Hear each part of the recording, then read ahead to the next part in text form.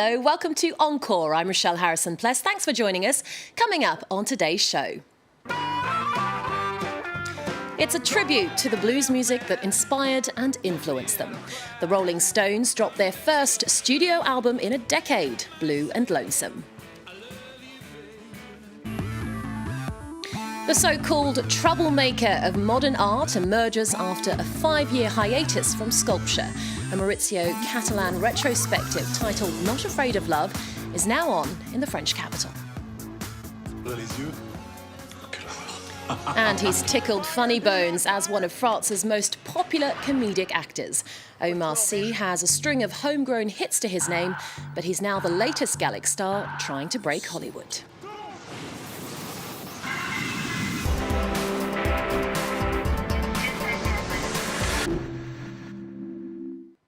We kick off with the Rolling Stones, who've just released a new album that marks a stunning return to the band's blues roots. A collection of covers, Blue and Lonesome is their first studio record in a decade. The veteran rockers laid down 12 tracks in just 3 days. Ellen Gainsford has more. It's been 11 years since they last recorded a studio album. 5 decades after the group first formed, the Rolling Stones are releasing their 25th record, going back to the roots of the music they first started playing, the blues.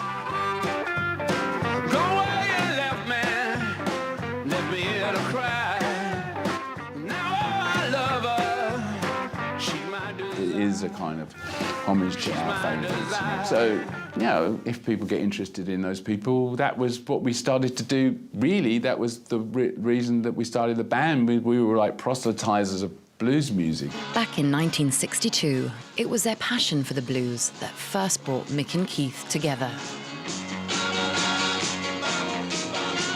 It's very good. You really did get a sense of déjà vu. Occasionally, we're playing songs, some of them which we haven't played since 1963. Yeah.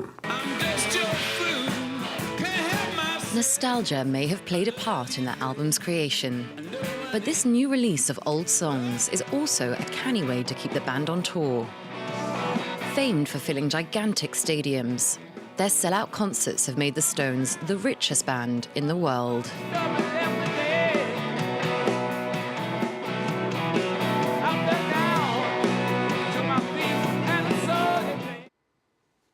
Now, he's one of the most important choreographers of our time.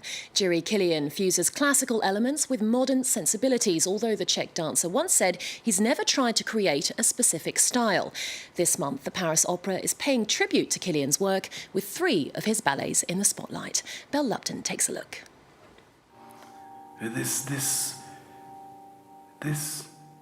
He is a choreographer like none other, creating a universe that is at times tortured, but still fluid and sensual. The program is entirely dedicated to Jiří Kylián and performed by the Paris Opera's dancers. At 69, Kylián had hung up his dance shoes until Aurélie Dupont suggested they work together. He didn't disappoint her. He has so much talent. He's a choreographer I adore. I used to love dancing with him and creating things together. And yet many of the company's dancers have never had the opportunity to work with him. It is the last rehearsal with the man himself. They had only 5 weeks to learn 3 ballets with the help of dancers who used to work with Kylián's company. Together, they have created a new language. He demands simplicity from us, but at the same time that we stir emotions, the most important thing to him is the notion of feelings. We perform many ballets whose choreographers have died, and it's not the same. It's not the same rapport. We feel extremely fortunate. Kylián has created more than 100 ballets in 30 years, performed by the world's most prestigious companies. My work will survive if there is demand, if people are really interested to see my work again, then of course I think it will be part of history. His dance is an offering, a moment of grace, meant to be remembered.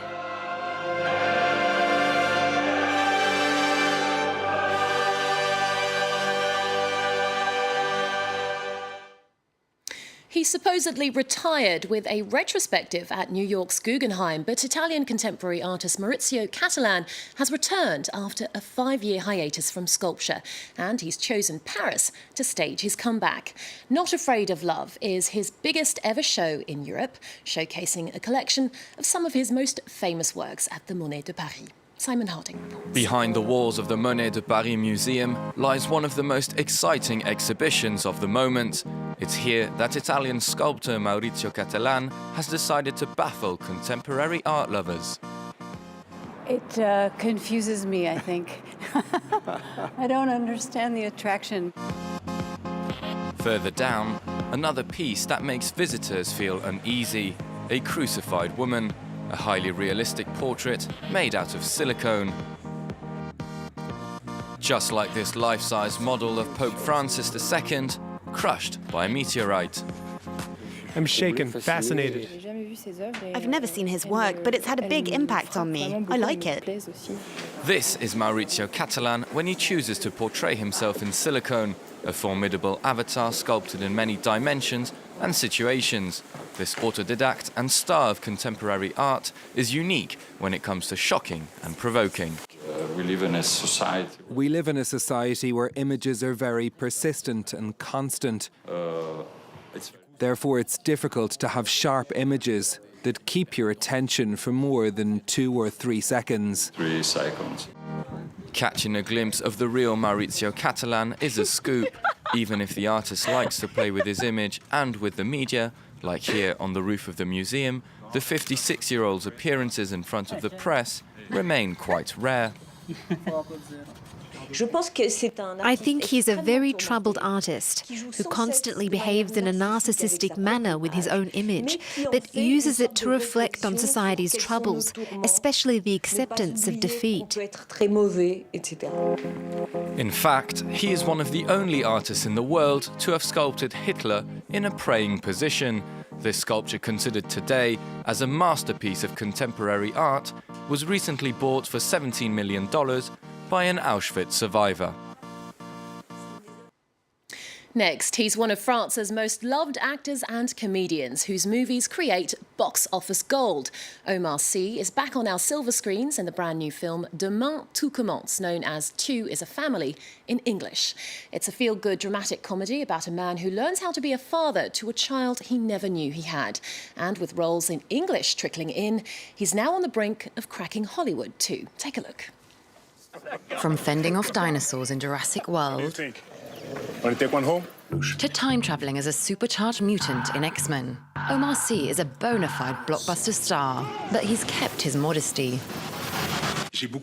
There are lots of moments when I'm not working, so I make the most of this by opening my ears and eyes and seeing how things work, watching the other actors work when I'm not.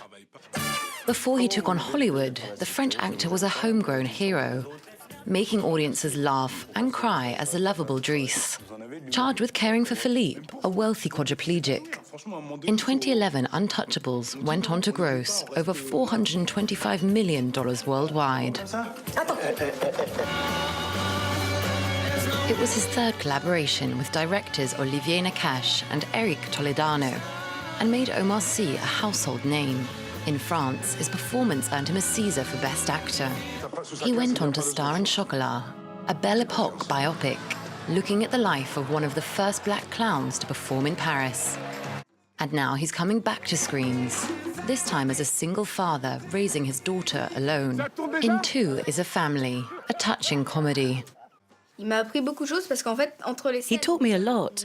To be honest, between takes we laughed a lot, but he also taught me to concentrate, to be serious when necessary. In fatherhood, being a parent, there's transmission. And I hope that she'll keep that experience with her for a while. You took that in your suitcase, right? A wide-ranging career that's made him a star for cinema-goers. Further proof that he's captured French hearts.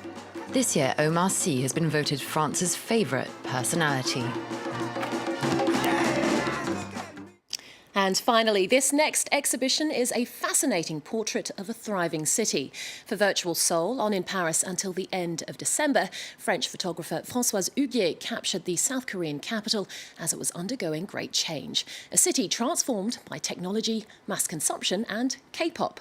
We'll leave you with a clip, but remember, you can also catch our two-part special on South Korea, entirely dedicated to one of the major pop culture hubs in Asia. That's on next Monday and Tuesday at 12:15 p.m. Paris time. Meanwhile, for more arts and culture news, head to our website and connect with us on social media. Stay with us here on France 24. Lots more coming up after this.